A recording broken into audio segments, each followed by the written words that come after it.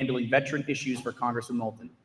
I served in the Marine Corps with Golf Company, 2nd Battalion, 8th Marines, as an infantry rifleman and deployed twice out of Camp Lejeune. At Town Hall, in a tradition of warrior storytelling, veterans will describe with pride, grief, rage, or quiet appreciation of life that their service bestowed upon them. Our speakers will be given 5 minutes to discuss what their service means to them and how their service shaped them into the people that they are today. As a standard, this event is solemn and non-political. There will be no question and answer period. There will be no debate on the merits or justifications of war. There will be no accusations and no applause. This is simply a chance for veterans to tell their community, our community, what it felt like to them. You don't have to agree, you just have to listen.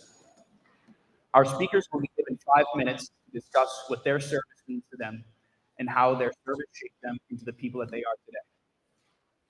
By allowing veterans the time and space to share their perspectives, we're supporting the true purpose of this event. Closing the divide that can exist between veterans and the communities that they serve. That's why non-veterans have such an important role in this event. It's hard to share many experiences we've had.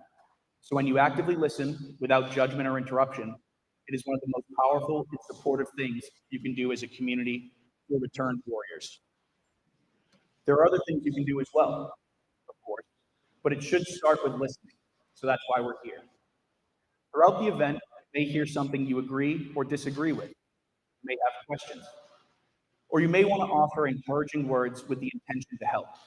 However, we ask that you please refrain from responding to any speaker during the event. Again, there will be no applause. For our formal program, I'll introduce each veteran by name and branch. Veterans will have 5 minutes to speak about what their service means to them. While you do not need to use the full 5 minutes, I will ask that you do not go over your time. My colleague Liam will kindly let you know if you're coming close to the end. At the conclusion of our formal program, I will ask if any veterans in the audience would like to share their stories as well. Participants are encouraged to also provide their name and branch and abide by the 5-minute time limit. Now, without further ado, please allow me to welcome Congressman Seth Moulton to open as our first speaker of the evening.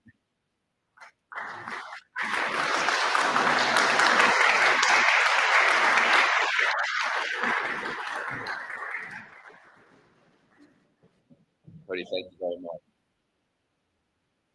Yeah, it's an honor to be back here with you. Some people ask me, what's the most meaningful thing you've done as a member of Congress? And I'll tell you, this is right up there. And there are some people here who were at the very first Veterans Town Hall that we hosted right here in Abbott Hall, the first in the nation. And there are some new faces tonight.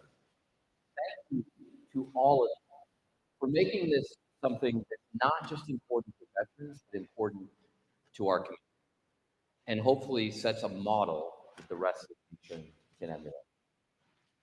I always try to start by setting the example and just sharing a short story from my own experience. A story that talks a little bit about the impact my service had on me, but also the impact it continues to have on my life back at home. So I thought I'd start here. As a member of Congress these days, you get invited to a lot more funerals than to weddings.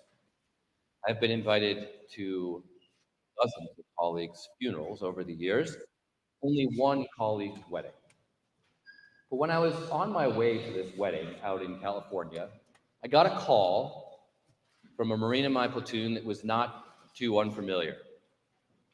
Another Marine was in trouble, needed help. And it kind of sets off this all points bulletin, this APB that goes out to the whole platoon and says, who is closest to help? Well, it just so happened that because of where I was on my way literally to this wedding in California, I was that guy. I was the closest one. So needless to say, the wedding plans went out the window. And I diverted my Uber to go to this Marine's house to pick him up, which didn't prove hard to do. He seemed rather relieved to see me, and to take him to the local VA. I spent a few hours there with him that morning, getting him checked in, waiting until he was admitted. And the scenes I saw were pretty depressing, a lot more depressing than being at a wedding. And yet there was no place I would have rather been. And that's because of the brotherhood that we shared from that platoon. And I think this is something that is important for the community to understand about those of us who serve together. We went through some of the worst days of our lives together, and those relationships are so important that we treasure them even in the darkest moments for any one of us. A lot of veterans in our community don't have those close connections to the troops they served with. A lot of Vietnam veterans came back and, for reasons that our youngest veterans today can probably hardly understand, did not establish Facebook groups or text chains when they got home from Vietnam. We've been lucky to have those in our generation because it's enabled us to keep in touch. In fact, I'm going to a Marine reunion this weekend. So for those of us who have those connections, scenes like I just described can play out, and we can look after each other. For veterans that are not in touch with the troops they served with, it can be very lonely in those dark moments. And I think sometimes that's when fellow veterans or the broader community can come in to help. Thank you.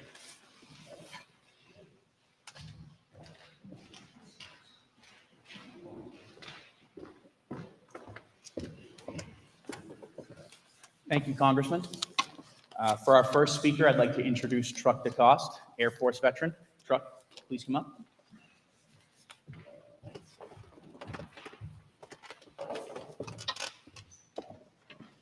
Good evening, everyone. Thank you, Congressman Moulton and your team for putting together this event. It truly gives veterans a space to share our stories. As a woman veteran, I spent many years shying away from telling mine. I didn't want to take up too much space or overshare, but in recent years, I've realized that staying quiet, I was doing a disservice to other veterans who might also want to share their stories, but like me, didn't feel comfortable doing so. My name is Truck DeCoste. I'm a mother of 3 beautiful children, a wife to an Army National Guard veteran, and an Air Force veteran myself. I'm also an immigrant and the daughter of immigrants. As I reflected on what service means to me, one word kept coming to mind: gratitude. My story begins long before I raised my right hand to enlist. You see, my grandfather was an American soldier who fought and died in the Vietnam War, leaving behind my father. Life for my father in Vietnam was really, really difficult. He only completed 3rd grade. He really didn't have the opportunities then to hear.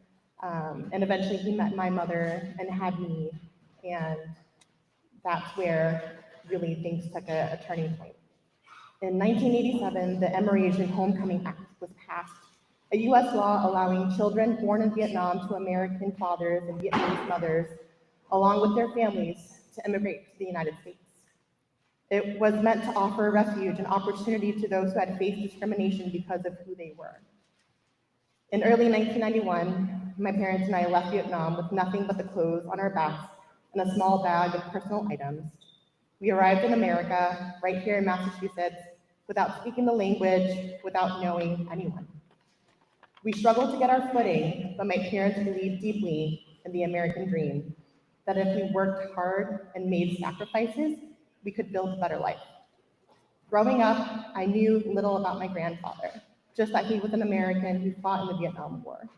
But I was drawn to him and to his service. I wanted to understand why someone would risk everything for others. My questions often led to more questions, but that curiosity planted the seed for my own path. When I turned 18, my parents and I became US citizens together, raising our hands and reciting the oath at the Heinz Convention Center in Boston. Not long after, I enlisted in the United States Air Force as an airborne linguist, learning Persian, Farsi, and Dari at the Defense Language Institute in Monterey, California. I deployed to Afghanistan in 2011 and 2012 as a tactical systems operator aboard a small intelligence, surveillance, and reconnaissance aircraft. Our mission was to find, fix, and finish high-value targets. The intelligence we gathered directly contributed to elimination of enemy forces in southern Afghanistan.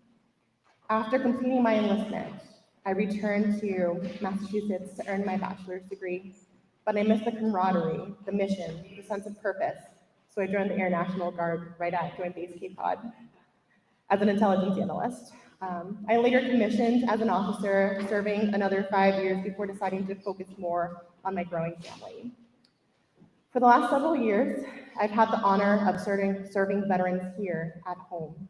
I spent 5 years at the Home Base program, providing mental health treatment to veterans and their families as peer support. Today, I am the regional liaison for the Office of the Veteran Advocate, where our mission is to ensure that every veteran in the Commonwealth receives timely, dignified care and access to the benefits they've earned. My grandfather's service, really was the linchpin in where I am today. I was able to utilize my GI Bill to get an education, which furthered my career. I was able to get a VA home loan, and really, home ownership, American dream. And here I stand now, working with the veteran community. It's my calling.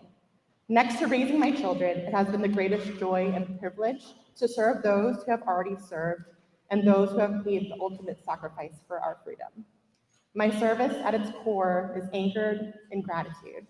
Gratitude for my grandfather's ultimate sacrifice, gratitude for those who came before him and those who came after, gratitude for this country which gave my family limitless possibilities, and gratitude for the pursuit of happiness and the promise of the American dream. Thank you.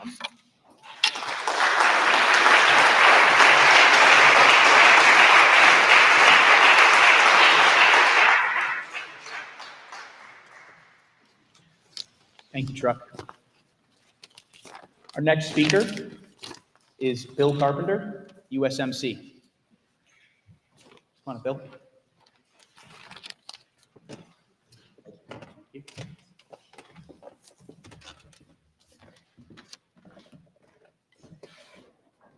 Good evening.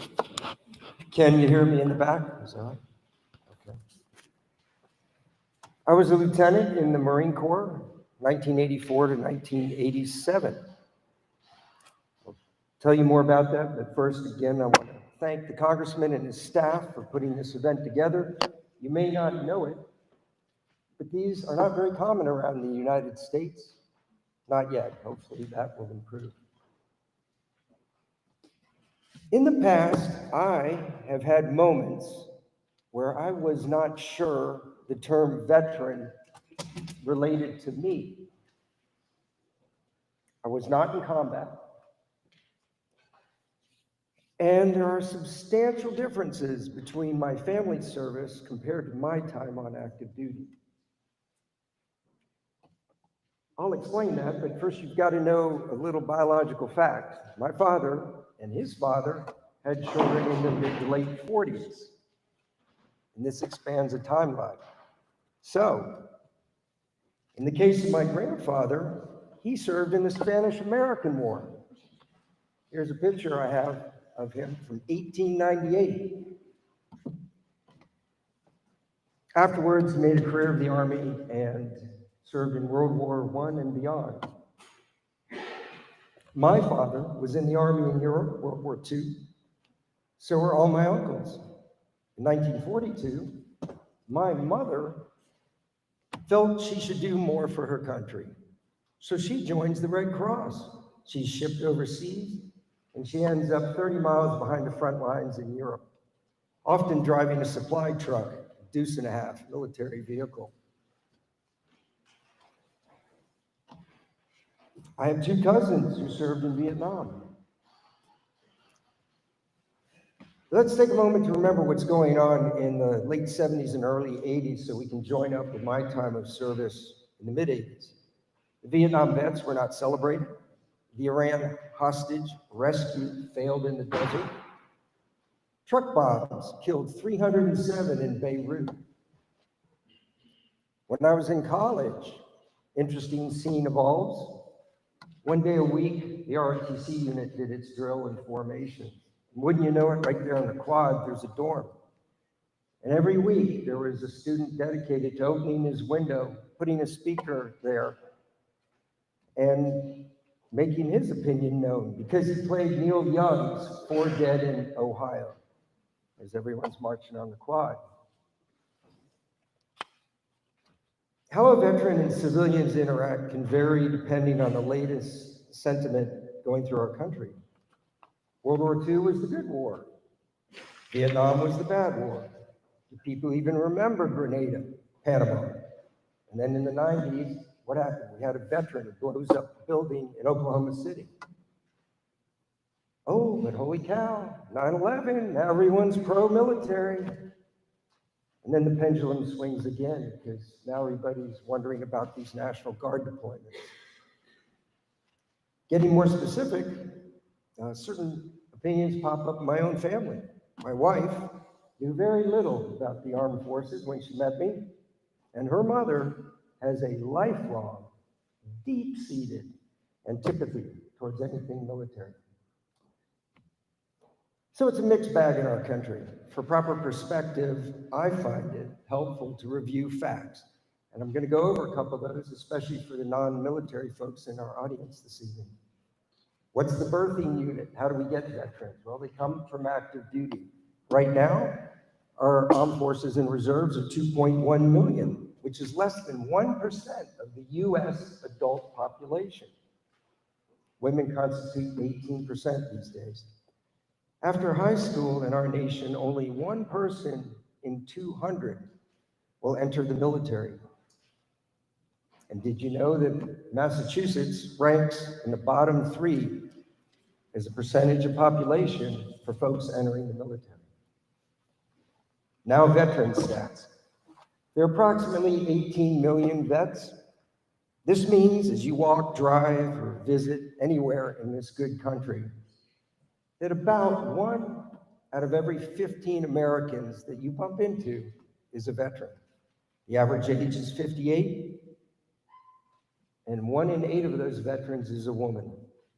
I served in peacetime, but there were still some memorable occurrences.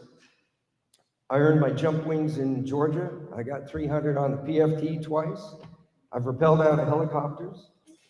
I once was called as a witness in a very stern court-martial proceeding.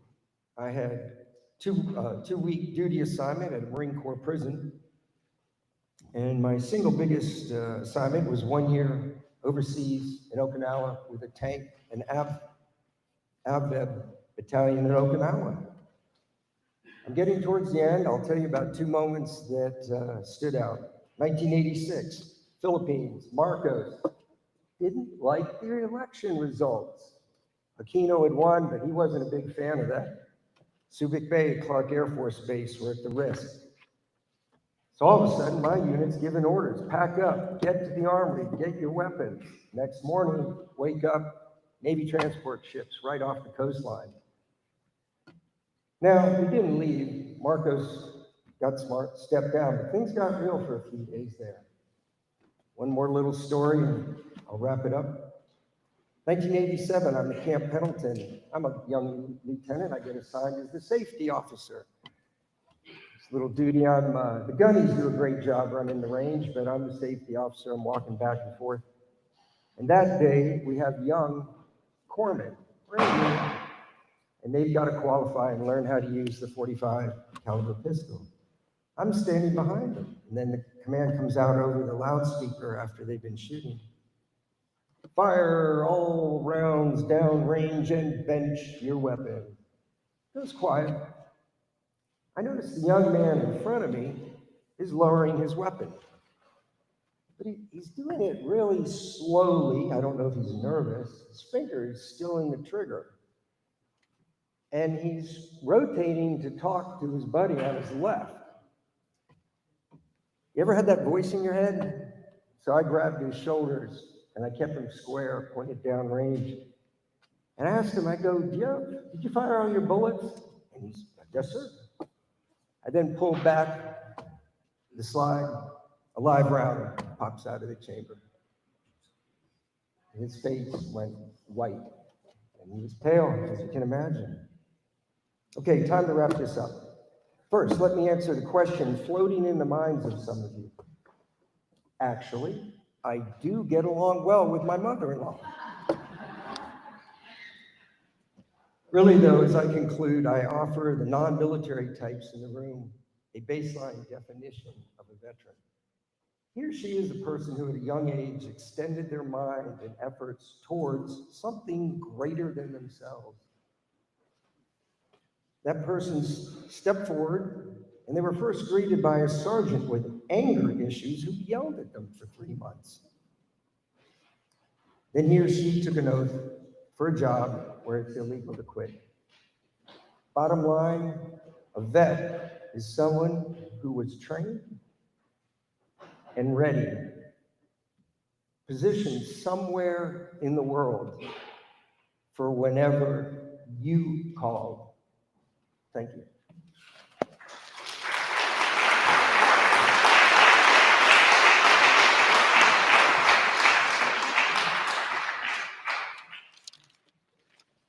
Thank you very much, Bill. I'd now like to call our third speaker, Perry Kishida, Air Force. Perry, would you like to come up?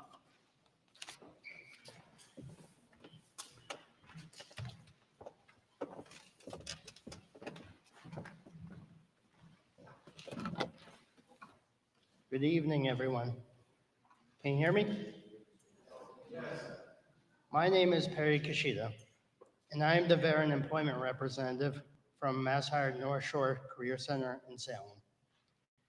Thank you, Congressman Moulton, for giving me the time to speak at today's town hall meeting. I would like to take this opportunity on behalf of all of our veterans on this day, before Veterans Day, to thank you for your service in the Marine Corps and supporting us. Now, let me give you some history about myself and my military background. I followed in the footsteps of my father, who served in the Navy for 20 years and retired as a captain. And I am a veteran who served on active duty in the Air Force while spending time in the likes of Afghanistan, Europe, and the United States. And since then, I've been currently serving in the Air National Guard with a total of 16 years so far. As a veteran representative, I serve 19 communities across the North Shore. I work with veterans who have served our country, and also with ones who have barriers to employment. The path to employment is not always an easy road. For some, it takes only a couple of weeks to find a job. And for others, it can be months or even longer. The following two veterans I'm about to talk about highlight the courage it took to get there.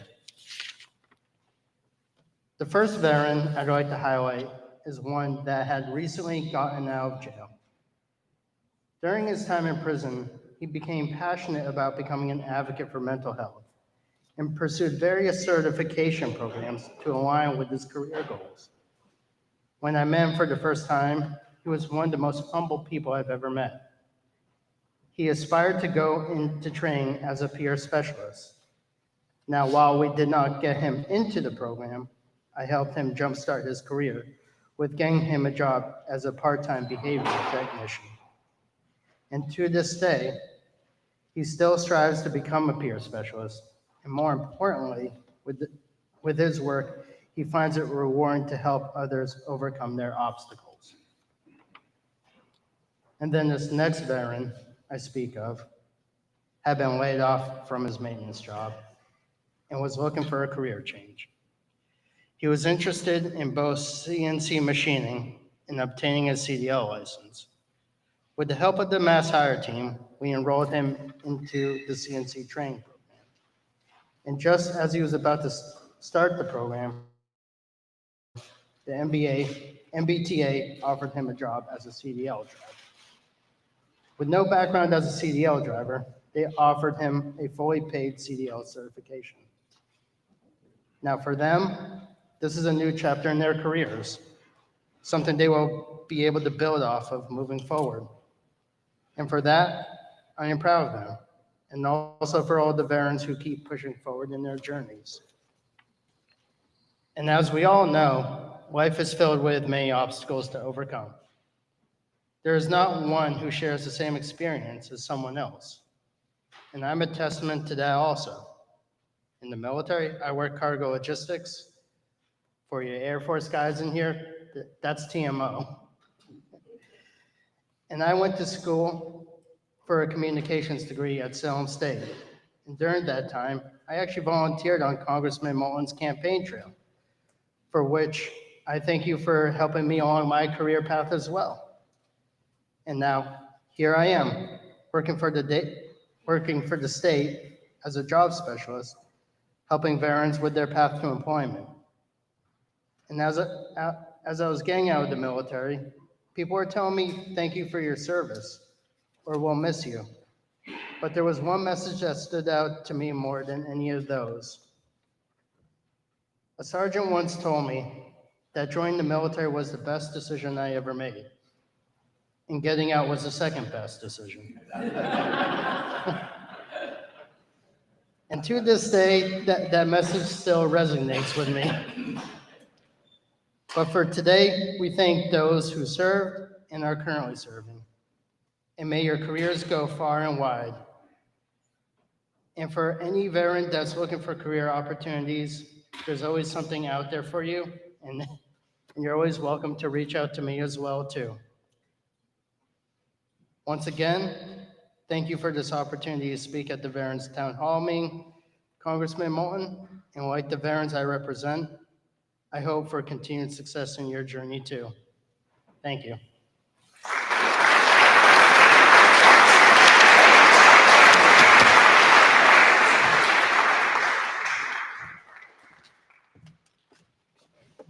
Excellent. Thank you, Perry. I'd like to bring up our fourth speaker of the evening, Jim Gauthier, USMC.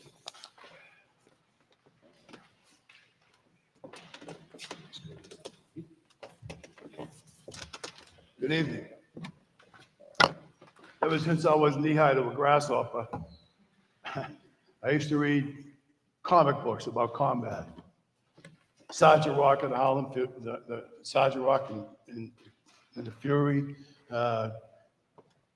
anything that had to do with war, I was fascinated with it. The Civil War, I was fascinated with. So as I got older, I had the opportunity, I graduated Peabody High School 1967, and had a couple of scholarship offers to play football, but I wanted to test myself because there was a war going on. So I joined the Marine Corps, loved the uniform. Went to Paris Island, survived that. Went to Camp Lejeune, survived that. Got orders to go out to San Diego for telegraph and teletype repair school. 11-month course, and when you got through with it, you were a corporal. Well, one day in formation, we were called, there were 25 names called out, and I was one of those 25 names. So we were standing along the side, we were wondering what the hell was gonna be going on. So everybody left, and they said, congratulations, you are a member of the VROC course, the very first one in San Diego. And we said, what the heck is that? Voice radio operators course. And we said, well, what does that mean? And the sergeant said, well, you're gonna carry a radio and you're probably gonna get shot. And we said, terrific. So we went to Camp Pendleton, did our jungle training out in Camp Pendleton, and did some simulated Viet Cong capture type things. And they beat us around a little bit, but it wasn't real, of course. Went on to Vietnam, got on the plane, stopped at Okinawa, went to Vietnam, and we were sure we were gonna get shot when we got off. But when we got off, we got blasted all right, but it was heat and the smell of the country. I got my first tour of duty. I was up in Phu Bai and Hue City, traveled down to a place called Phu Loc. Phu Loc was on a bay, it was beautiful. I walked down this dirt road, and I thought I was going to be with this outfit headquarters. And I watched this big, beautiful Navy Airstream ship come in and settle down on the shore. And I said, this isn't bad. And I was looking for a place to stay for the night because I was going on to my unit the very next day. So I found a spot between a tent and a little hill. But there was a rock there. I was going to sleep on the ground there. And there was this big rock. And so I picked up the rock and I moved it. And I noticed that there was a whole colony of scorpions underneath. Little teeny ones and big ones. And so I put it back down and I made my way into the supply tent and got to the top of the boxes and slept up there for the night. The next day I went to my unit. A couple of days later, we got mortared. And then I was sent out on my first patrol. Now, there was a gentleman, his last name was Teachout. Didn't know his first name. He was from Massachusetts.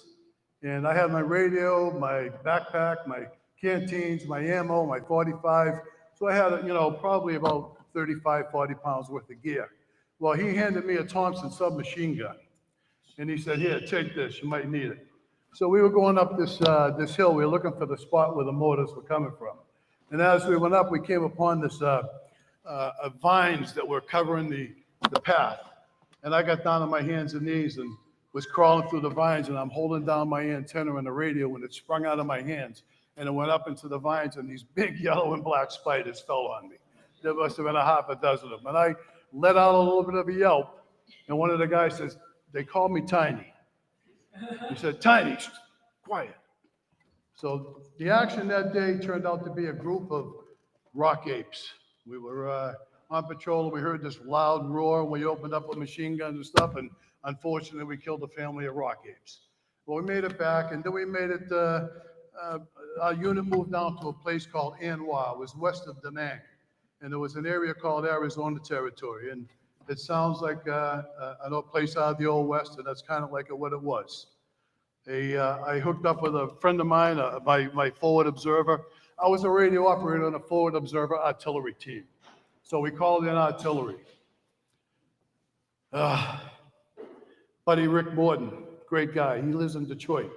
Another guy that I hooked up with was Lieutenant Robinson from North Carolina. Just came back from his funeral on Saturday. 81 years old. He was a great guy. I loved him. He got 2 Purple Hearts, 3 Bronze Stars. Did 2 tours. I did 2 tours. One day we're on patrol, and Joe Robinson was brand new in country. Myself and Rick Morton had been there for about 8 or 9 months, and we sized up Joe. And we were go up on the mountaintop, and we were going on patrol one day. And normally when you're on patrol, you're 10 to 15 feet apart. And Lieutenant Robinson, who was a brand new second lieutenant, he said, Tiny, I want you to put up that big whip antenna, which was like a tent pole antenna, interlocking. It was 10 feet tall. I said, sir, I really don't want to do that. And he said, well, that's an order. And I said, all right, sir, all right. So there was another antenna, which was a 3-foot little flexible thing. And we were going on patrol, and I was as close to him as I am to this microphone. And he said, Tiny, what the hell are you doing? I said, well, sir, I'm going to make sure if I get shot, you get shot too. So he said, why don't you put up that other antenna? And I said, thank you, sir, I appreciate that. One of the other most memorable moments was at Christmas. I carried around a 2-pound canned ham for 2 months, waiting for Christmas. We're up on this mountaintop in the jungle, and we cleared the area for helicopters and supplies to come in. And we found an old Russian helmet, and don't ask me how we found it, it was there.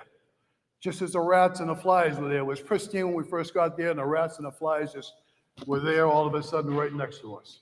We cleaned out the pellet, we cleaned out the helmet, got some C4, a little chunk of C4, lit it, put the ham in there, put some C rations in there, some pineapple bits and Prue cocktail, and I heated it up. And Joe Robinson got a package from his mother from North Carolina.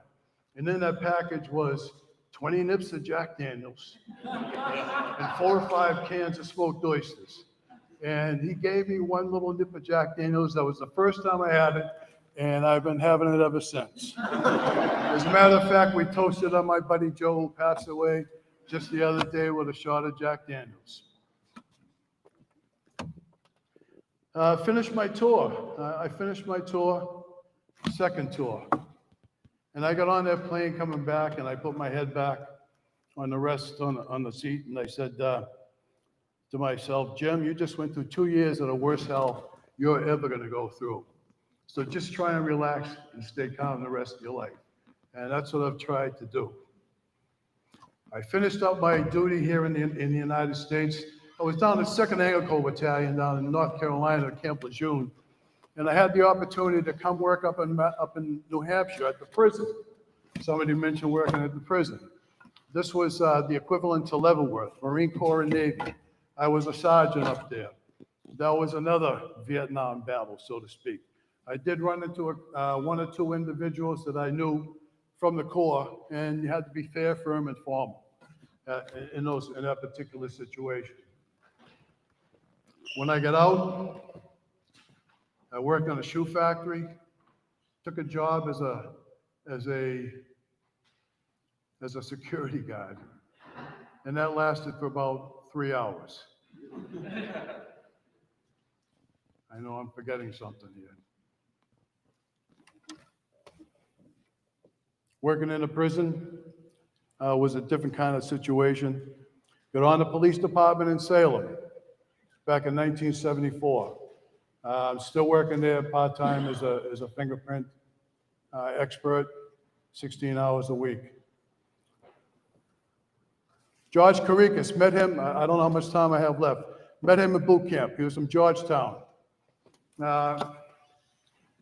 Left him after boot camp. I'm on a hill in Vietnam. Helicopters are landing. Marines are getting out.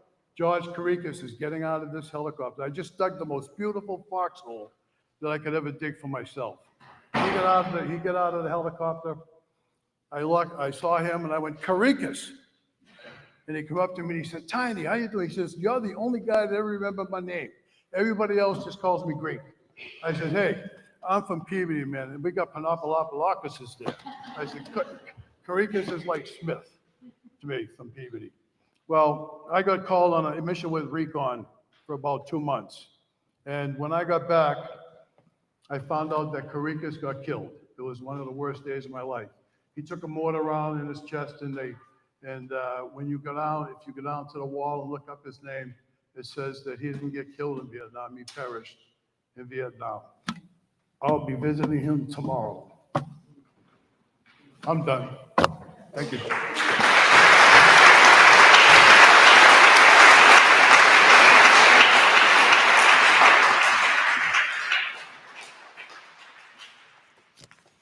Thank you, Jim. I'd like to welcome our fifth and final speaker of the formal portion, Alicia Redden, Navy. Please come up.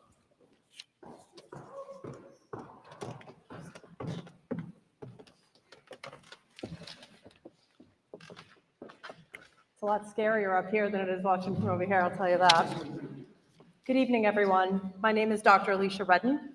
It is an honor to be here, and I genuinely appreciate Congressman Moulton pulling this together. These gatherings remind us that our service doesn't just end when we take off the uniform, it transforms, it becomes something new, something different. I come from a very proud military family. My father served in the Air Force, my brother in the Army, and myself in the Navy. We're trying to really knock off all of them, so Marine Corps is probably next, maybe my kids.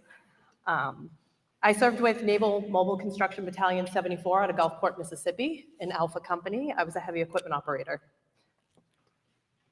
You could say that service runs in my family, it runs in our blood, but it's more than that. It's about commitment. Commitment to something so much larger than ourselves, and to living out the values that have helped shape us. Integrity, discipline, courage, and compassion. Growing up in a military household taught me that service takes many forms. Sometimes it is standing in service to others. And other times, it's standing for justice when silence is quite frankly easier. And both of those things matter equally. During my time in uniform, I learned that leadership is not authority. It's about alignment. It's about knowing who you are and what you stand for, and then making sure that the actions that you take day to day enforce that and follow that. True leadership is not control, it is not fear, it is trust, it is authenticity, It is purpose. The best leaders I have ever served with, they served with humanity. They listened, they learned, and they lifted others with them. They didn't climb over them. That's the kind of leadership that I strive for every day. Whether it's building teams, mentoring others, or just raising my kids to be good humans in this world.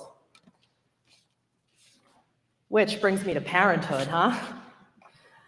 Absolutely the most humbling mission I have ever had. And for anyone here who knows my kids or my husband, you will know that they humble me daily. The snark carried on. I've led projects and I've managed crises, but nothing compares to what it takes to be a parent.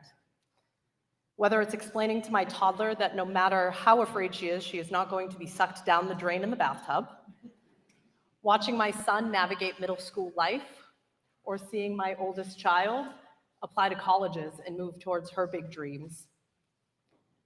Sometimes it's the laughter and the patience from parenting that are the best leadership tools that we can have day to day. Balancing family and purpose is a daily recalibration. Some days I fall towards this way and sometimes I fall towards that. But most days are a beautiful, chaotic mix. Each person's path to service is deeply personal. We each got there one way or another. But one of the greatest privileges of serving in the military is witnessing firsthand the incredible diversity that defines it. A true mosaic of people from different backgrounds, beliefs, experiences. We come from every corner of this nation and nations worldwide. Many have left their own homelands to serve in America's armed forces.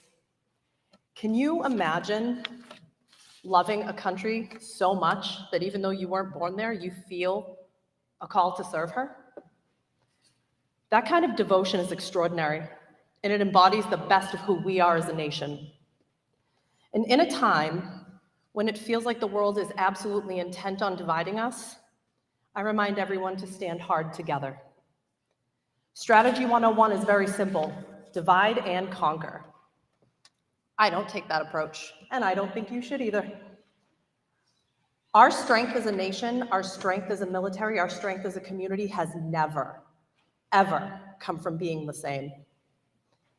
It comes from standing shoulder to shoulder, different but united, driven by shared purpose and shared respect. Diversity doesn't just make us better soldiers, it makes us better problem solvers, better neighbors, and better people. For many of us, the call to serve never really ends, it simply evolves. Right now, for me, it looks like mentoring new leaders, volunteering with the Rotary Club, advocating for veterans, and showing up in the community, doing my best to model what it means to lead with integrity and respect. We learned resilience in uniform, but we practice compassion in our day-to-day lives. And together we continue to serve, reminding the world that the strength of this nation has been and always will be found in its people and our differences, not only our commonalities. Thank you.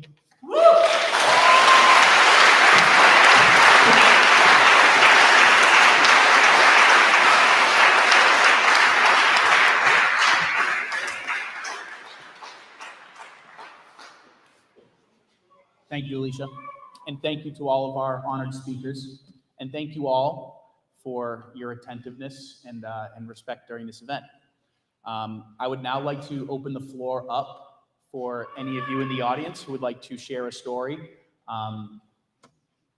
Please raise your hand and be called on.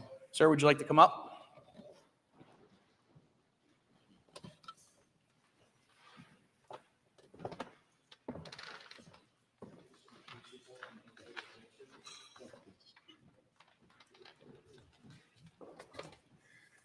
Good evening. My name is Rich Pescatore, and I was in the National Guard during the most turbulent years in the history of this country, 1968. And I'm going to end it with what's happening today. But back then, it was just crazy. I was going to the university.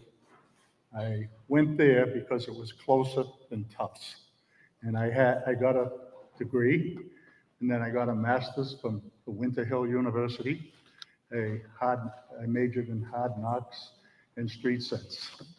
And so it was really a very difficult time because I remember we had our own house, and I remember watching at lunchtime Watts burning, Chicago, LA, almost every city in America was burning. And I'll never forget, here I was in the National Guard. I wasn't a draft dodger or anything.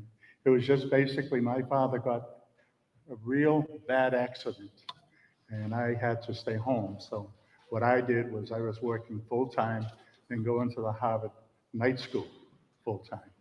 My two brothers did it too. So what happens, the Harvard Square was on fire, and I'll never forget it. Anyone familiar with the MBTA in Park Square where they have those little huts to enter? Well, I remember my brother and I, we got out early because Harvard Square was burning. I remember the coop, everything. It was total chaos. And the thing that was really amazing, the kids were really holding their own against the Cambridge police, the MDC police, and the state police. Now, I came from Somerville, Massachusetts, and all I remember, and this is documented on the WBCN documentary, where someone yelled, "Here comes the Somerville police," and everybody just, boom, disappeared. It was just absolutely amazing. Well, fast forward to April. Unfortunately, Dr. King was assassinated. And I remember we got the call, my brother and I were running down the stairs, and my mother was hysterical because she knew. She had three brothers that were in WW2, and that's a fabulous story too, but don't have enough time for tonight. So we get to the armory, and you gotta remember, the National Guard, it's a citizen army. It's not as disciplined as the 82nd Airborne, okay? But we were going every weekend, every Thursday night, and we would be down in Miles Standish Park in February, the forest, up to our knees doing bayonet practice. And it was not pretty. So when Martin Luther King gets killed, we're in the armory. And in the wisdom of the military, we were medics. I had an MO of a dental technician. And the 182nd Rifle Company went to ComAv, and every rifle company in the state was in ComAv. The only two units that were free was the 114th Medical Battalion in Melrose, Massachusetts, and the Lexington MPs. And they were held back just because they were held back.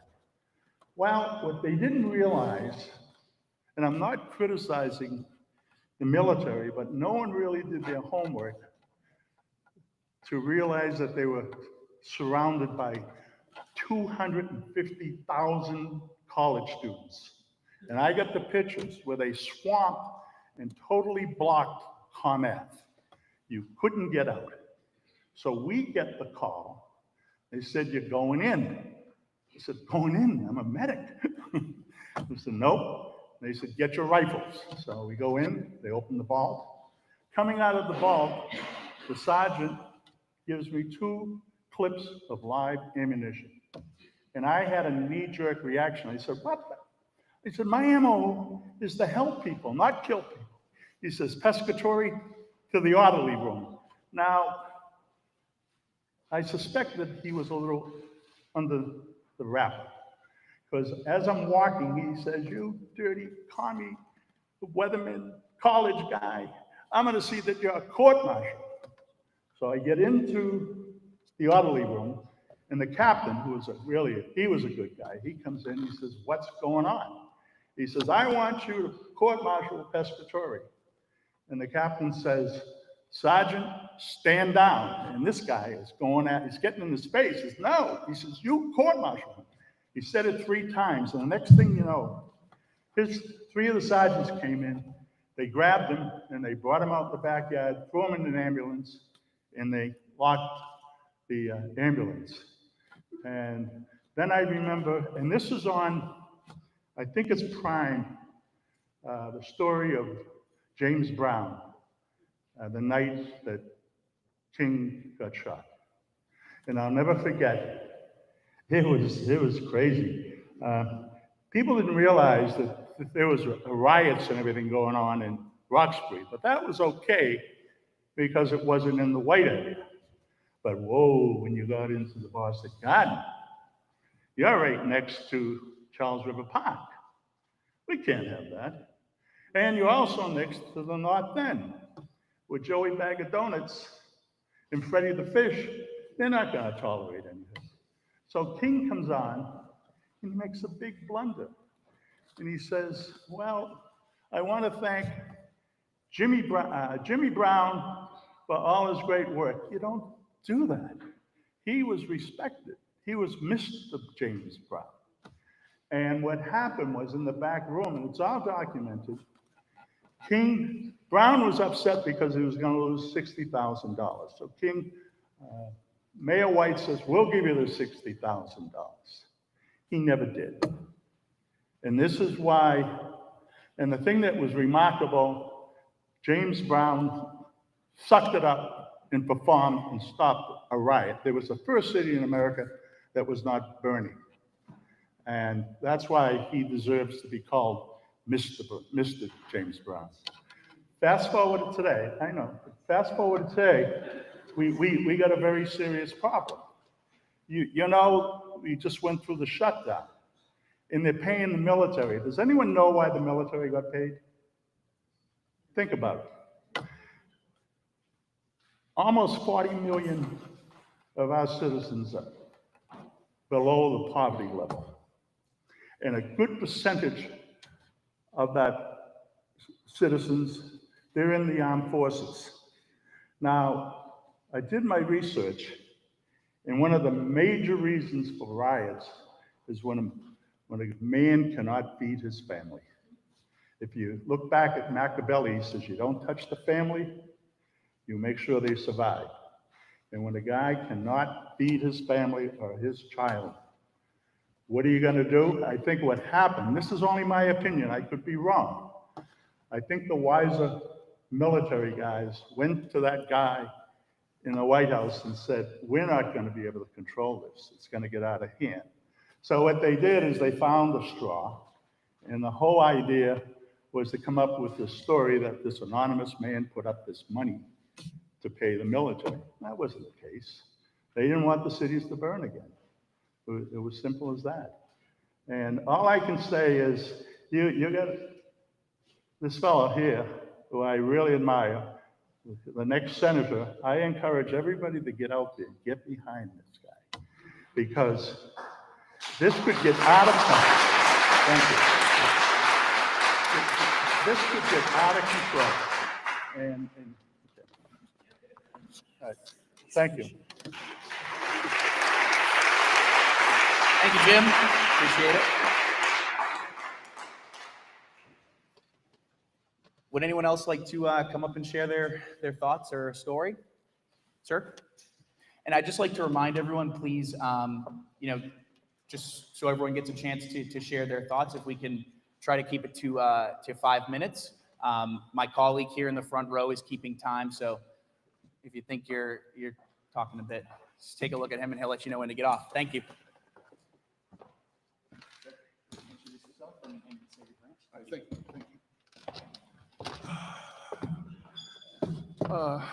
Good evening, everybody. My name is Reginald Brown, USMC, and for the Marines in the room, happy 250, gentlemen.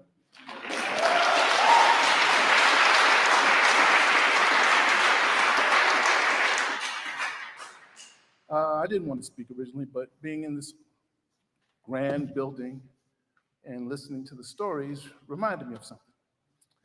I would spend my summers in North Carolina in the summer, shucking peas. I don't like peas now because we used to do a bushel each night. But listening to my grandmother, actually my great-grandmother, Victoria, tell stories about our family. And she said, kids, you got to remember, because it's the promise of a new day. And she would talk about my great-great-great-great-great-grandfathers who escaped from slavery in 1855. The Quakers helped them come up here to New Jersey, and they worked in the Bayonne shipyards. The Civil War started. The guy that owned the shipyards had them as vedettes. We call them scouts now, for the cavalry. They fought in the war.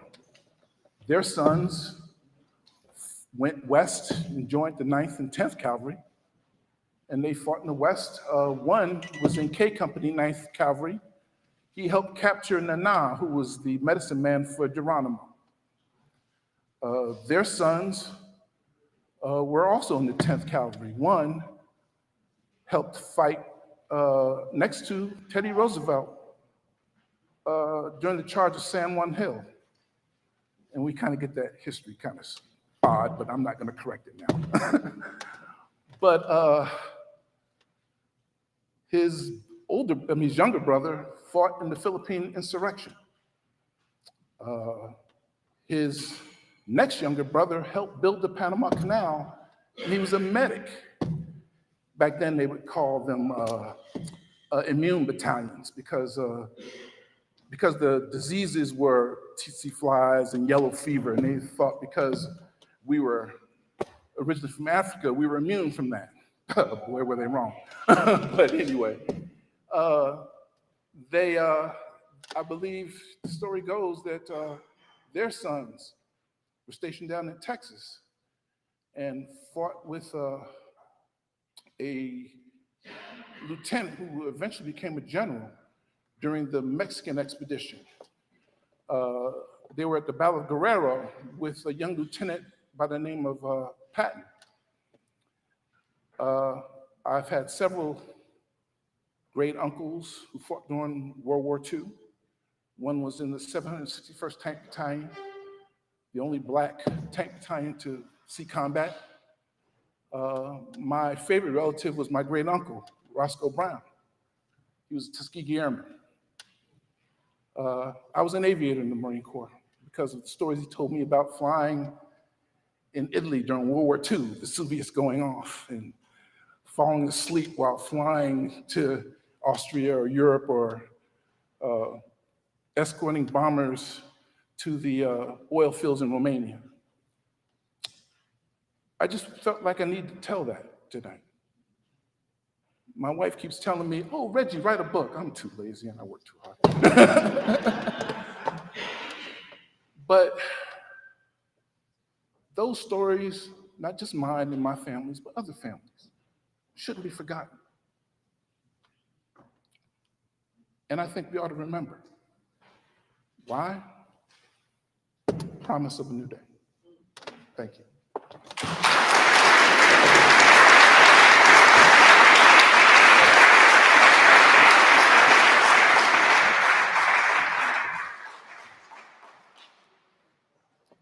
Thank you. Who else would like to speak? Ma'am, please come up. Just state your name and your brand. Absolutely. Thank you.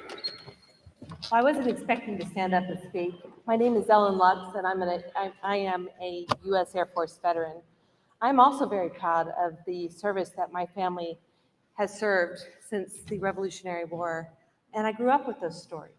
So the values of service were instilled in me at a young age. My grandfather served in the Navy in World War II, and recently my mom shared with me that when they were seeing my dad off to Vietnam, my dad, by the way, was in the Army, Screaming Eagles, and he didn't talk much about, by the way, his service in the Army, which is a shame. He's just now starting to share, which I think is wonderful. But my grandfather broke down when they went to show my dad off to Vietnam.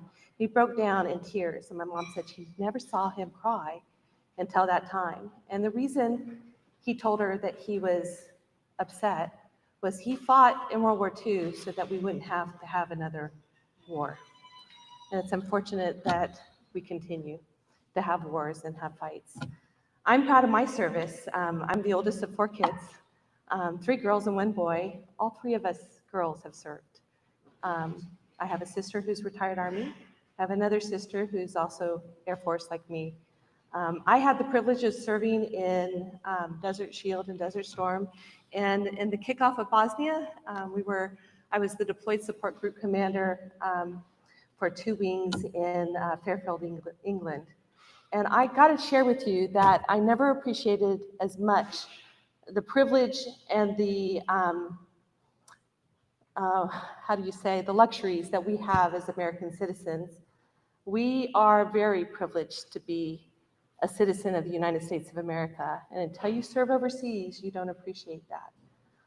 The other thing I want to leave with you, even in England, by the way, coming back from England, which you would think a lot like us, but in England, you're not innocent until proven guilty.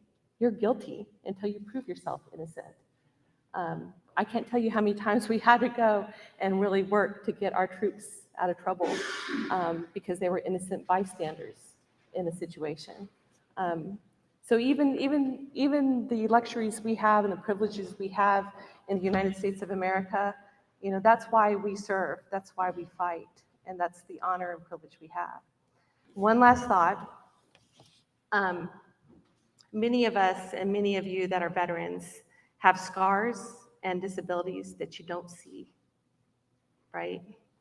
That you don't see, that can be physical and you don't see them, or they can be mental and we don't see them. And so I want to encourage those of you who aren't veterans to be compassionate of those of us around you and understand that the service comes at a cost, not just to the veteran themselves, but also to their families. And so on that note, again, thanks to all of you who served. It was a privilege and it was the honor of my life. Thank you.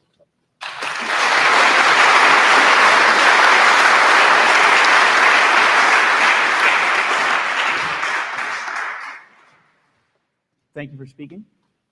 Who else would like to go? Sir, in the hat, in the back. Whoever wants to go, and then you guys can go. You guys got them both next.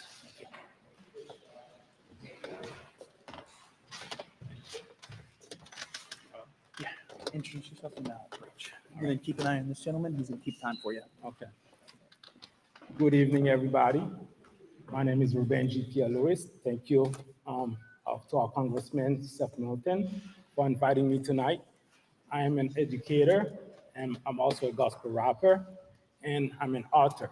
So tonight I'm here because I heard the message of Seth Milton when he begins to speak. He said that he likes to go more to weddings than funerals. I have been married for 15 years and 18 years together with my wife. And I carry the weight of a soldier and the spirit of a veteran. And today I am called to bring peace to our nation. Not only I am a US citizen, but also my roots are from Haiti. There is so much happening in the world. And I want to stand today, let me remove my hat, to thank all of you for your services, all the veterans who put their heads down, to serve our country, our nation.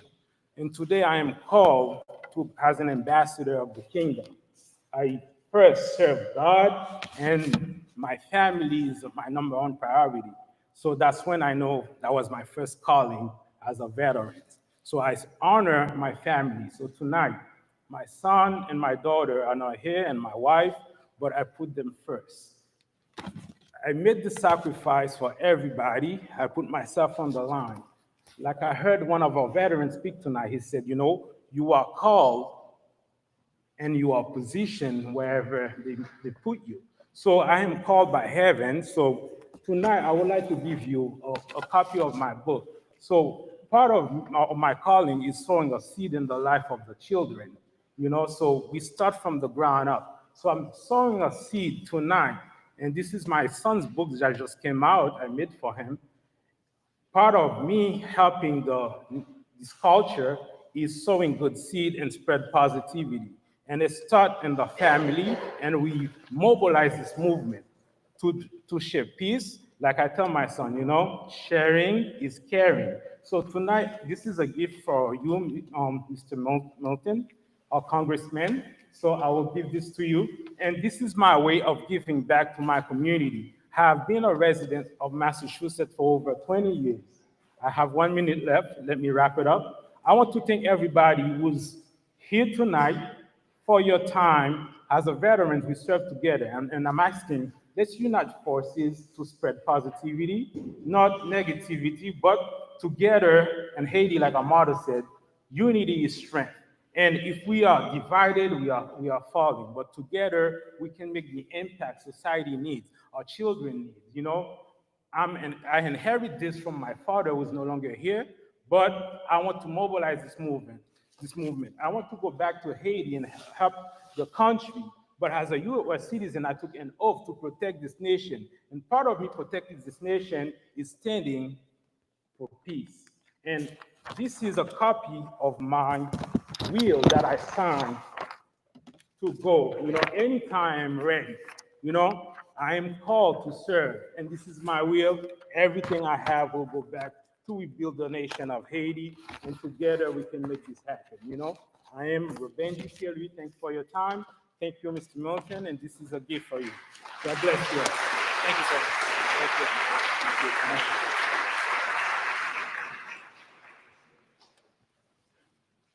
We have time for one final speaker, sir, in the cap there, if you'd like to come up.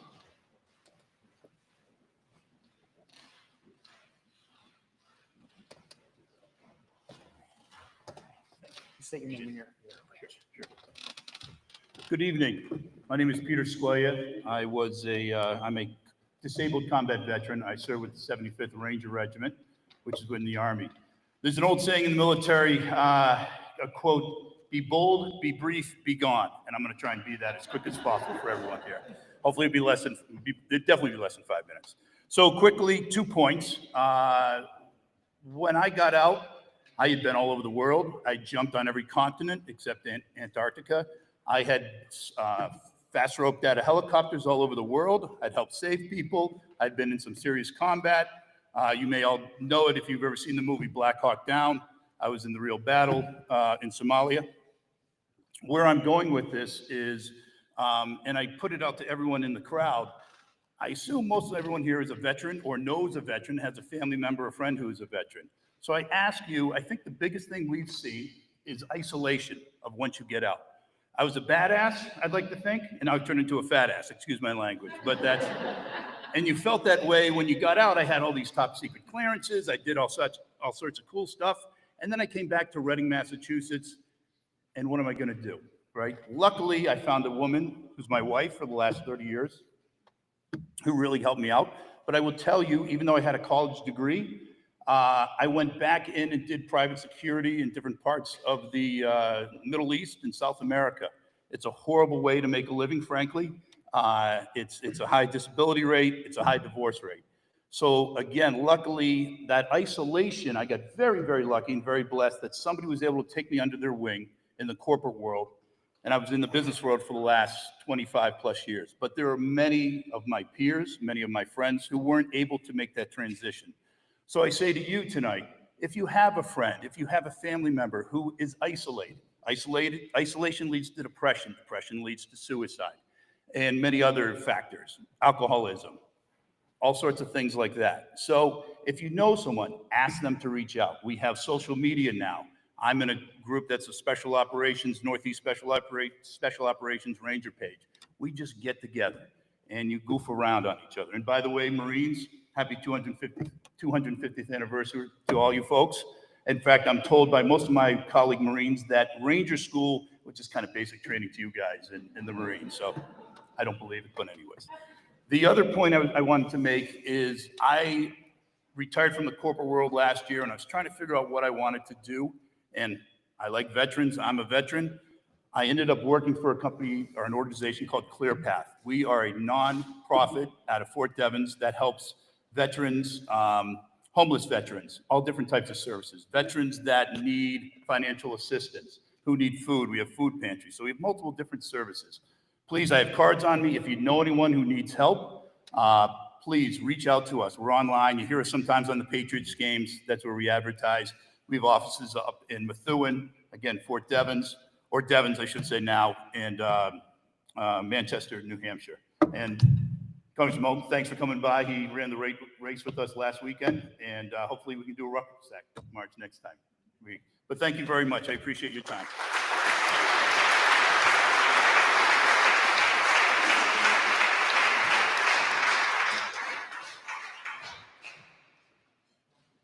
It's a great note to end on. I just want to thank all of you for coming here tonight, for taking part in this. It's important to veterans, but in some ways, this doesn't work if not for the community. It's to remind all of us, the community that we served is such a part of us overseas and back at home. And sometimes there's a divide between the veterans and the communities that we've risked our lives to defend. We're trying to close that divide, and it's an honor to get to do that with you tonight. Now, I do have one point of important business. I am a Marine, and although I'm in the best service, I try not to lord that over everyone else. But it is the 250th anniversary of the Marine Corps tonight. That's a big deal. And so I'm going to make a special request that the Marines in the audience stand up, others can remain seated, and we're going to sing just one verse that you probably all know of the Marine Corps hymn to end the night. Please rise.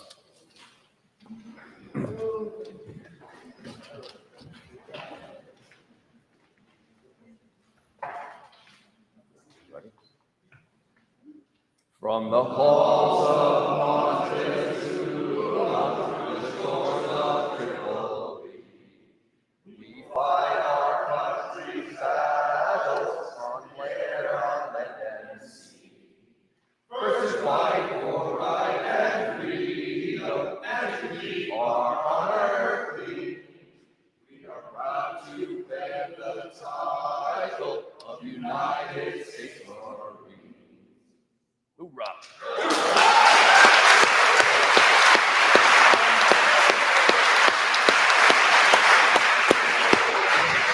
Thank you, everybody. Have a great night.